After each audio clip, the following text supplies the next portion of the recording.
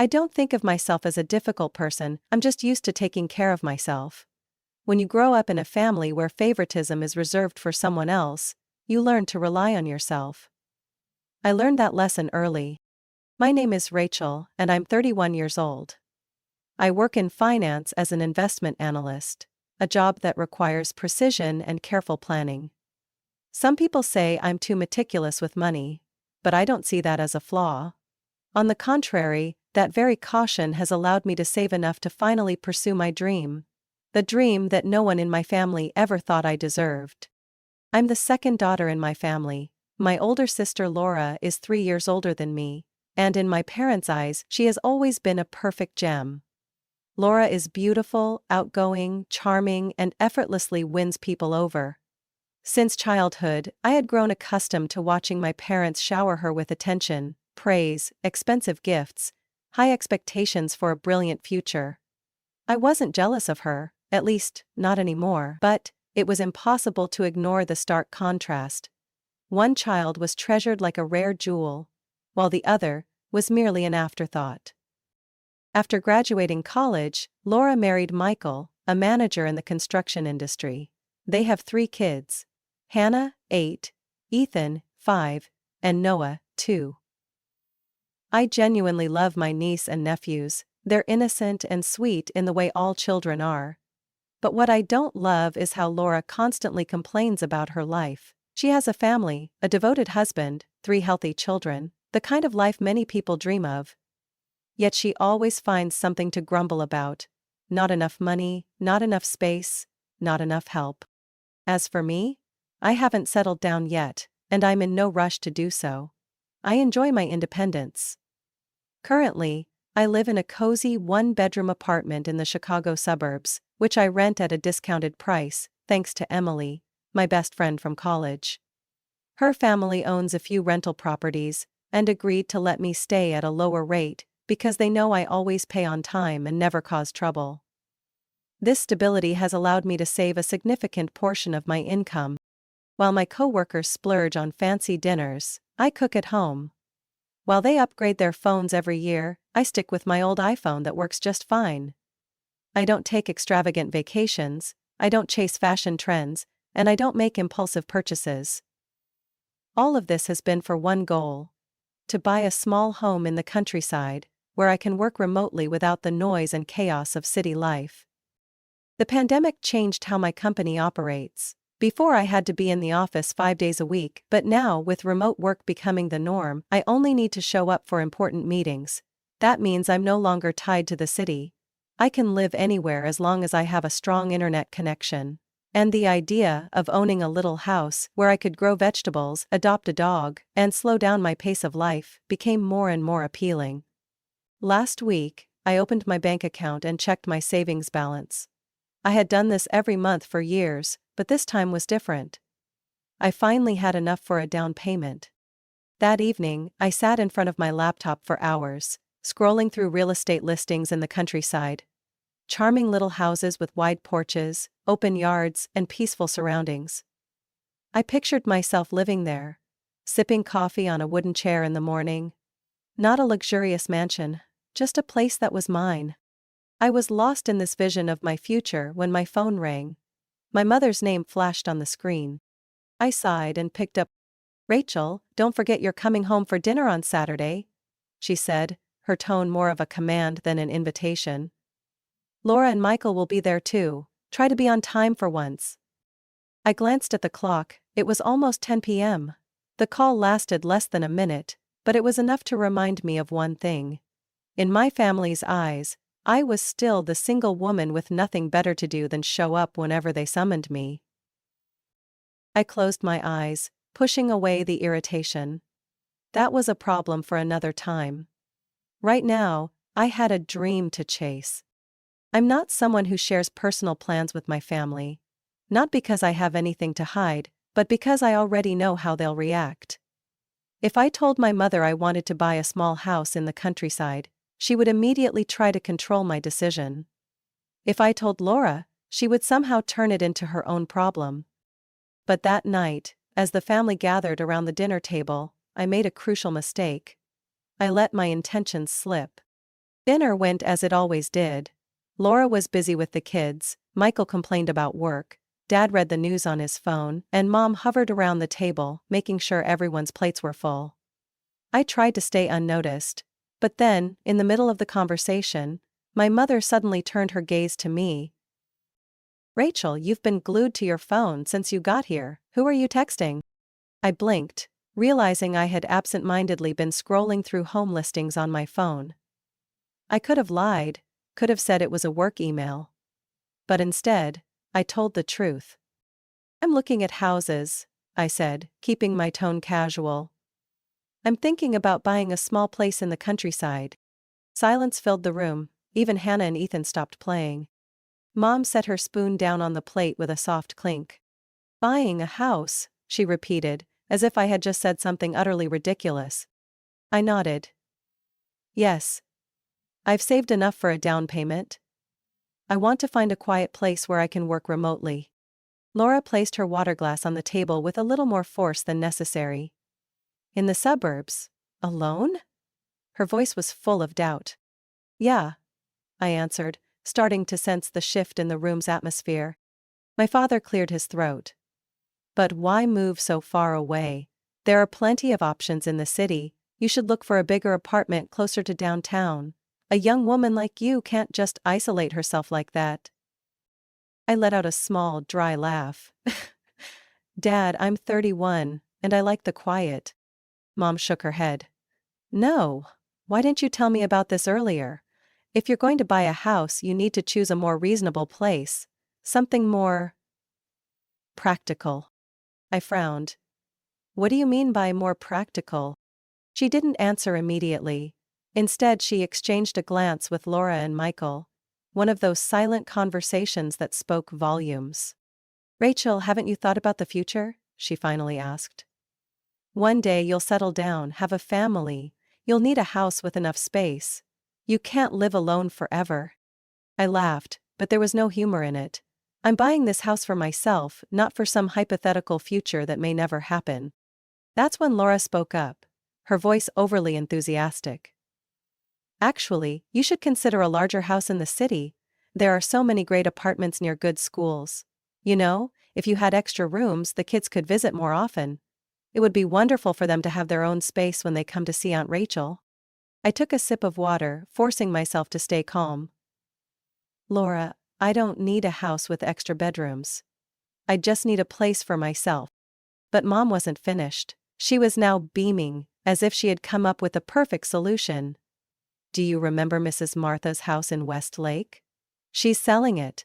A 2-story home, 5 bedrooms, a big backyard, right near schools and shopping centers. I already spoke to her. She's willing to give you a great deal." I set my glass down. "Mama, I never said I wanted a big house." "But it's such a great opportunity," she insisted. "And you shouldn't just think about yourself, Rachel." I narrowed my eyes.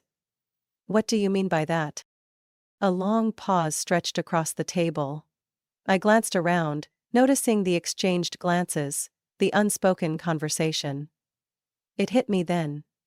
They had already discussed this before I even arrived. Then Laura spoke, her tone gentle but full of something else. "What Mom means is, if you buy a bigger house, my family could move in with you for a while. Just temporarily, until we can afford our own place." I blinked. "What?" Laura smiled, as if this was the most natural thing in the world. "Michael and I talked about it. Our apartment is too small and the kids need space.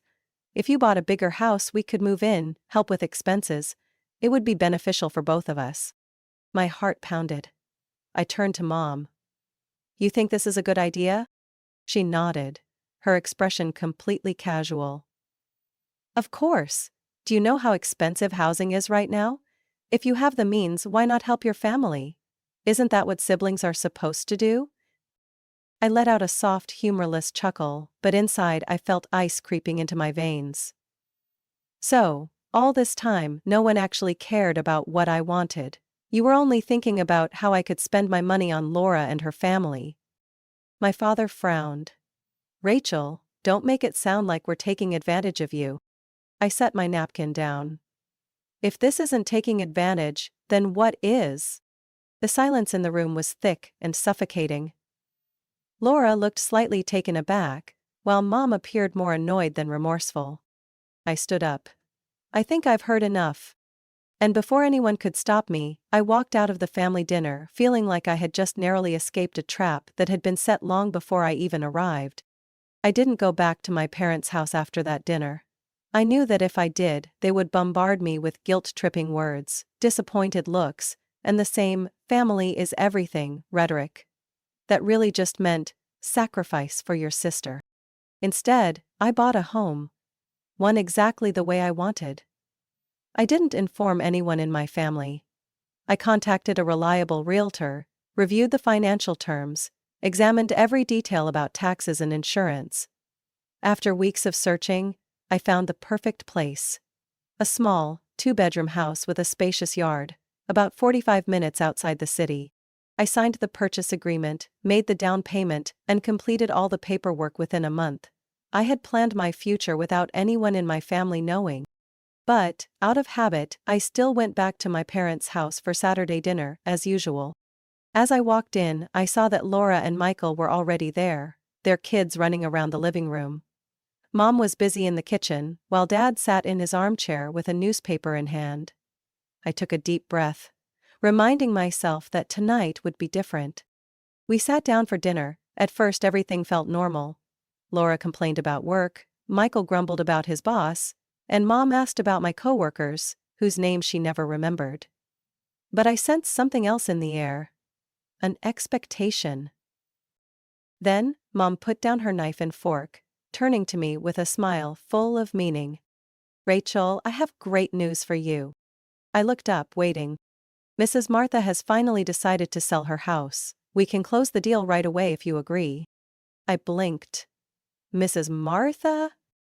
"He lives right across the street," Mom said excitedly. "It's a spacious home, 5 bedrooms, a big backyard. We talked to her and she's willing to give you a great price."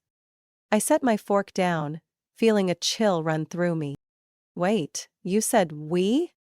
Mom smiled as if this was nothing unusual.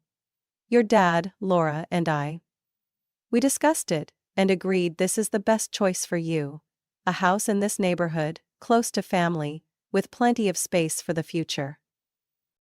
I looked around the table, catching Laura's eyes. She didn't look surprised at all. If anything, she looked like she had known about this all along. And then, it clicked. I took a deep breath, keeping my voice steady. "So you all decided which house I should buy without even asking me?" Dad cleared his throat, setting his newspaper down. "Rachel, don't overreact. We were just thinking about what's best for you." I crossed my arms. "And Laura was part of this discussion too."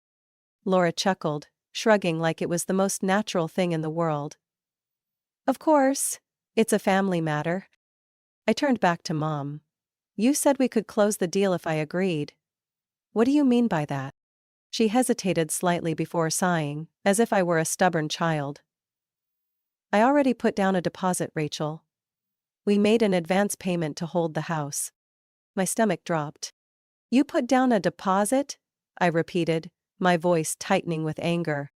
"You need a bigger home," Mom continued, as if this was just a simple matter. "And it would be wonderful for the family to stay close. Laura and Michael could move in with you for a while, just until they find a better solution." I turned to Laura, waiting for her to deny it, to say this wasn't her idea. But she only smiled, completely unfazed. "That's right," Laura said, as if this was the most reasonable plan in the world. "We'll stay with you for a little while, just temporarily, until we can afford our own place. The kids will have their own rooms, and I can help you manage the house." It felt like a punch to the gut. They hadn't just planned my home, they had planned my life, without even bothering to ask if I wanted any of it. I clenched my fists, then forced myself to release them, keeping my voice firm. "You already put down a deposit?"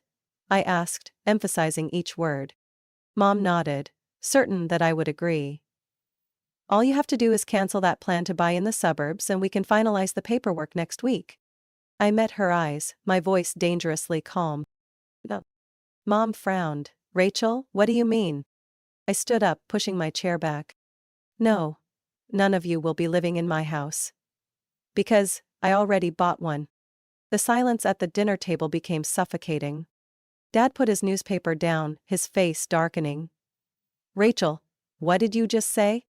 I looked them straight in the eye. I already bought a house. A small, 2-bedroom home, 45 minutes outside the city, and I'm not changing my mind. Laura's mouth fell open. My mother looked as if I had just betrayed her. You bought a house without telling your family? Mom practically shrieked. I smirked. Did any of you ask me before deciding which house I should buy? Silence. Then, Mom's voice rose, filled with anger. You need to cancel that contract immediately. We're getting Mrs. Martha's house. No. I cut her off. I'm not canceling anything. And I'm not letting anyone live in my house. Mom shot up from her chair, her face red with fury. You are so selfish, Rachel. You are betraying your own family. I took a deep breath. No, Mom, I said slowly. For the first time in my life, I'm putting myself first. I turned and walked away from the dinner table, leaving behind a room full of shock and outrage. I drove home in silence, my mind blank, but my hands trembled slightly as I gripped the steering wheel. I had spent my whole life accustomed to my family's favoritism, but this went beyond anything I had ever imagined. They didn't just expect me to share with Laura. They had already decided that my home belonged to her and her family. No one asked me. No one saw me as an individual, with a right to make my own decisions. And when I refused, they reacted as if I was the traitor. I thought that walking away from that dinner would be the end of it, that they would be angry for a while, and then let it go. I was wrong. That night, as I changed into my pajamas and sat down on my bed, my phone started ringing non-stop. I glanced at the screen. Mom was calling. I didn't answer. Less than a minute later, the messages started flooding in. Mom, Rachel, you need to reconsider. This is an opportunity for your family. Mom, don't be selfish. Have you even thought about your sister? Dad, we need to talk. Call me back now. Laura, Rachel, you can't do this to your family. The kids need a place to stay. Laura, I know you're upset, but you have to understand we have no other choice. I set my phone down, my heartbeat accelerating. I didn't want to reply. I didn't need to explain myself. But they wouldn't stop. The next morning, my mother showed up at my door. I heard the relentless knocking as I was still sipping my morning coffee. I stood still, not moving to open the door. But the knocking didn't stop. It grew louder. More persistent. Rachel, I know you're in there. I tightened my grip around my coffee mug, inhaling deeply, trying to stay calm. I didn't want to confront her, not right now. Rachel, open the door, we need to talk. I didn't move. After a while, I heard her sigh in frustration. Then her voice dropped, lower and heavier. If I don't open this door right now, don't blame me when I find another way to teach you a lesson. I closed my eyes. She wasn't going to give up. For the next week, Laura didn't stop calling, texting, or even emailing. When I blocked her number, messages started coming from Michael. Michael, she's really stressed. Can you just talk to her? Laura, I can't believe you're doing this to your family. Laura, the kids don't deserve this, Rachel. Laura, Ethan and Hannah have to share one bed. They don't even have their own space. When I continued ignoring her, she changed tactics. One night, as I was watching Netflix in my living room, my phone buzzed with a message. It was a photo. I opened it. Noah, the youngest, lying in a cramped crib pressed up against Laura and Michael's bed. Laura, look at this. Do you think we want this? I gripped my phone tightly, feeling a slow-burning anger rise in my chest. They didn't have to say it outright, I understood their message loud and clear. They wanted me to feel guilty. They wanted me to believe that if I didn't let them move in, I was the one harming the children. But that wasn't my responsibility. I turned off my phone, tossed it onto the table and tried to focus on my life. But they wouldn't leave me alone. By the 10th day after I made it clear that no one was moving into my house, the relatives started calling. Aunt Martha. Rachel, I just spoke to your mother. Are you really refusing to help your sister? Uncle Greg, your parents did everything for you, now you can't do this one thing for them? Grandma, Rachel, family is everything, you can't just abandon your own blood like this. Even my mom's old friends got involved. Susan, mom's best friend, do you really want to do this to her? None of them cared about my side of the story. They only heard my family's version, where I was painted as the selfish, ungrateful daughter who turned her back on them. I knew that if I responded, if I tried to explain, no one would actually listen. So, I changed my phone number. After enduring hundreds of calls and guilt-tripping messages, I decided to put an end to it. I went to my phone carrier, got a new number, and only gave it to a select few. Trusted colleagues, close friends, and a handful of people who truly understood the situation. Then, I quietly planned my escape.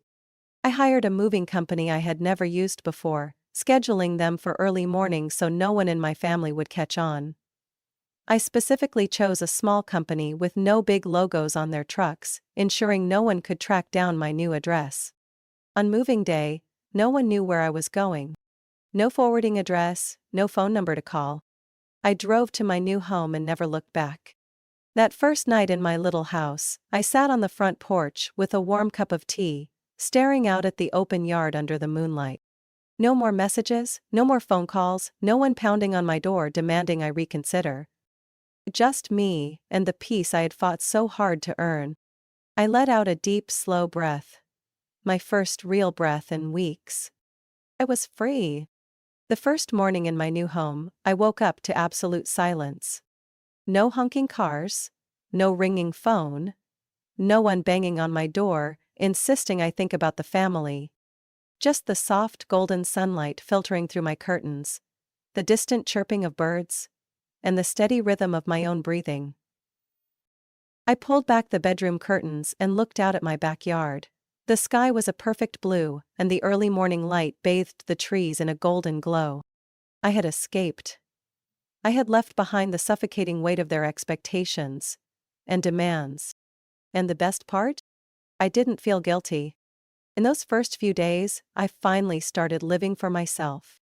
My work thrived like never before. Without constant family interruptions, I could fully concentrate on my investment analyses, leading to sharper decisions and better predictions. Even my boss noticed the change. My reports were flawless, my profit projections nearly spot on. Before long, I was promoted and given a raise. With a better income, I wasn't just covering my expenses with ease, I was expanding my investments. I started learning about real estate, studying ways to optimize my portfolio, and even enrolled in an online course on macroeconomics. But the most valuable part wasn't the money. I met new people, people who knew nothing about my past, who didn't judge me through the lens of my family's twisted narrative. I met Olivia, the owner of a small coffee shop nearby, who always had fascinating stories about life in a small town. I became friends with Daniel, a freelance writer who lived just a few houses away and also worked from home like me. We started meeting in the mornings, taking walks around the neighborhood, chatting about books, economics, and our plans for the future. Gradually, I realized that family isn't just the people you share blood with. Family is the people who respect you, appreciate you, and don't see you as a tool to serve their own needs. Every now and then, I would still come across social media posts from Laura and my mother. Laura frequently posted vague statuses about ungrateful family members and how siblings should help each other instead of abandoning one another. My mother, on the other hand, shared cryptic messages about selfish children, receiving endless sympathetic comments from her friends. I didn't care anymore. Once upon a time, I might have felt hurt, felt the need to explain myself or defend my choices. But now? I knew that nothing I did would ever be enough for them, unless I sacrificed myself completely. I no longer read their guilt-tripping messages. I no longer cared about their passive-aggressive remarks. I unfollowed them, blocked anyone who couldn't stop interfering in my life. And strangely enough, I didn't feel sad. I only felt relieved. One afternoon, I sat in the wooden chair on my front porch, sipping a warm cup of tea as I gazed at the garden I had started tending. Spring was approaching, and the vegetables I planted were beginning to thrive. I had bought a few flowering plants, arranging them around the yard to add a touch of color. For the first time in my life, I had a place that was truly mine. A space no one could invade, a life no one could control. I glanced at my phone on the table beside me. No messages from Laura. No missed calls from my mother. No guilt-ridden emails from distant relatives.